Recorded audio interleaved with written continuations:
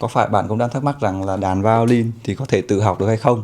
Và đặc biệt những bạn tự học từ con số 0 thì nó sẽ có khó khăn gì hơn không? Thì hôm nay mình sẽ trả lời câu hỏi này một cách trực quan, đó là qua một video feedback của một bạn khách hàng đã sử dụng đàn của mình và đã tự học được gần 5 tháng. Các bạn cùng xem sau 5 tháng tự học thì bản này kéo có ổn hay không nhé. Các bạn hãy cùng theo dõi.